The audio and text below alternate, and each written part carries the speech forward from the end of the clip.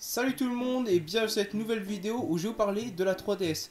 Quand s'arrêtera cette console, quand Nintendo va arrêter la production, car ça fait quand même depuis mars 2011, donc ça fait plus de 6 ans qu'elle est en vente, et c'est quand même beaucoup pour une console portable, déjà.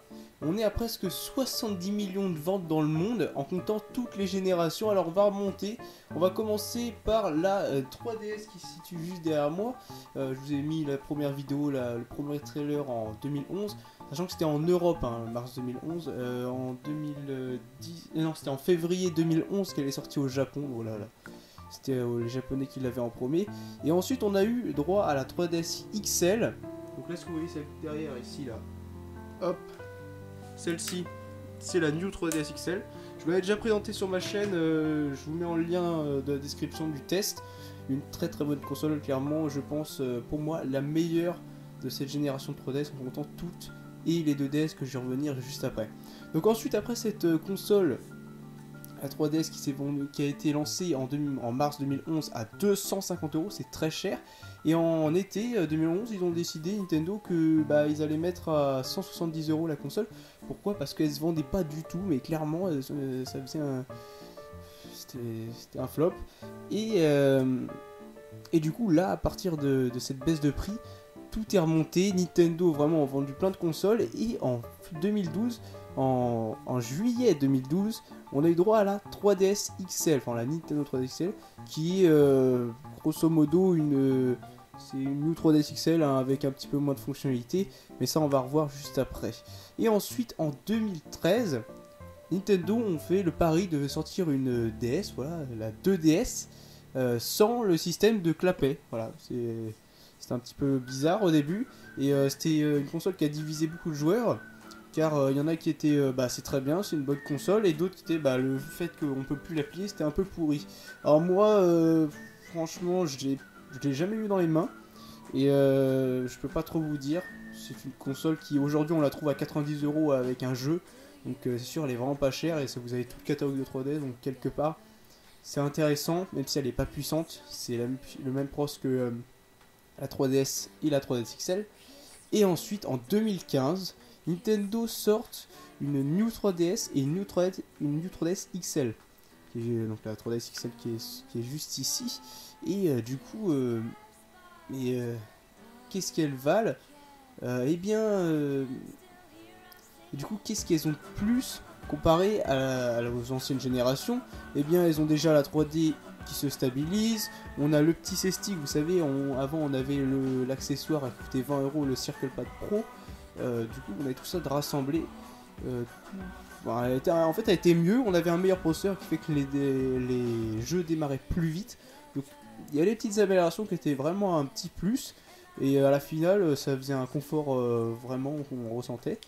Et ensuite, on a eu cet été la New 2DS XL qui est sortie en juillet, je crois, le mi-juillet.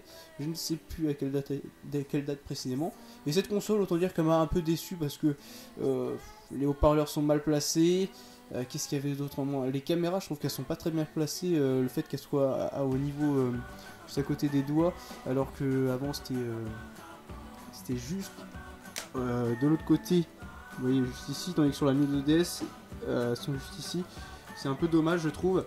Donc ouais, je l'aime pas trop, même si elle est quand même moins chère qu'une New 3DS XL.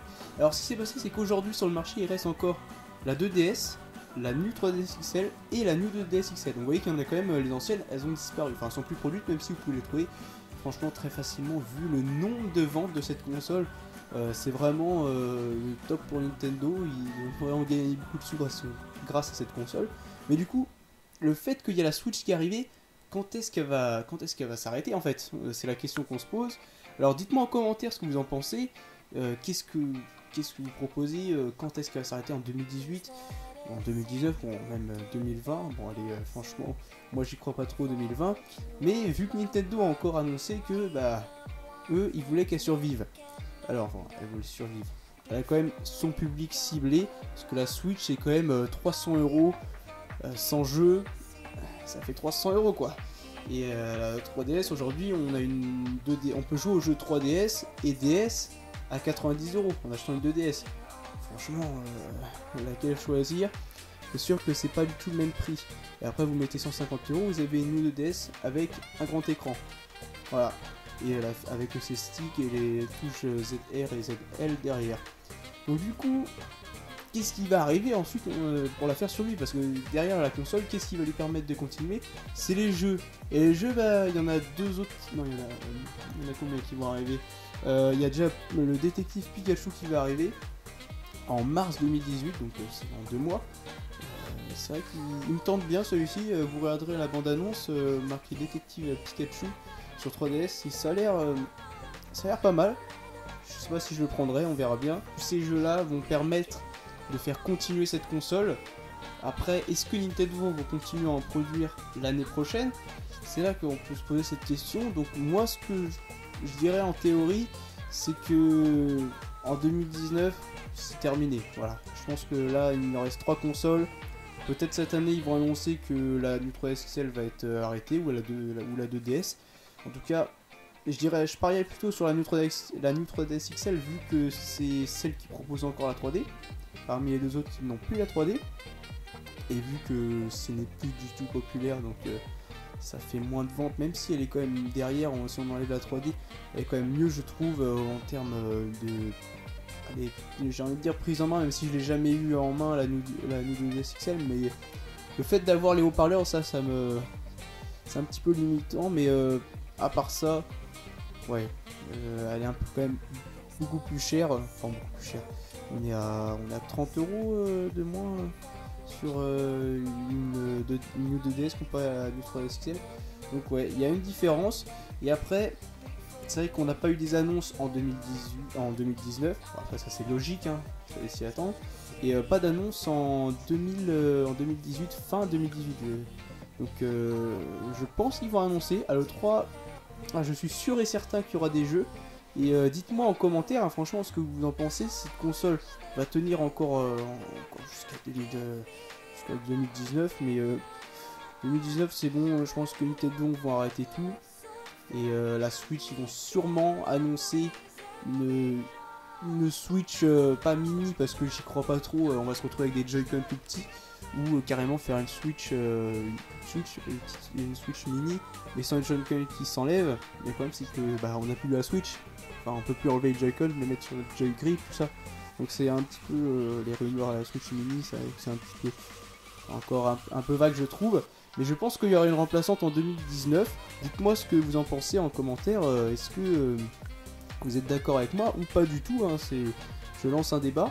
Donc voilà, c'est un peu tout ce que je dirais sur cette console, sur cette génération de consoles, qui s'est quand même très bien vendue. Alors pas aussi bien que la génération de la DS, qui s'était vendue à 154 millions d'exemplaires. Donc ce qui fait que c'est quand même la deuxième console qui s'est vendue le plus, ouais, je crois, ou la troisième, je ne sais plus. Et la 3DS, enfin génération de la 3DS, qui est pris en compte, qui s'est vendue quand même 68 millions. C'est quand même balèze. La PS4 a dépassé la 3DS, mais bon, c'est pas le même public. Et c'est vrai qu'aujourd'hui, dès qu'on va, je sais pas, un événement, on voit souvent les enfants avec une 3DS, une 2DS ou une New 2DS. Enfin, voilà quoi, c'est encore des consoles qui sont bien présentes, qui sont encore beaucoup utilisées.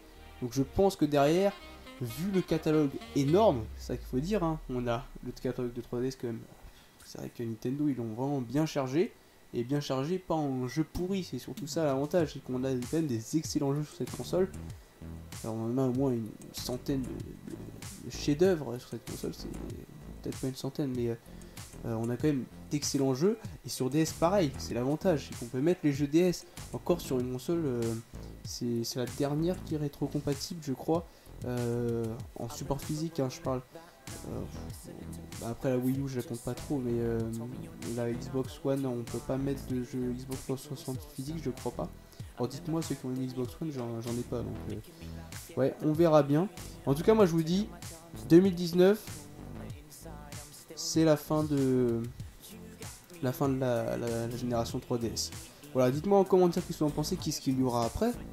Ça, une Switch mini, je pense. Mais voilà, dites-moi en commentaire, ça m'intéresse.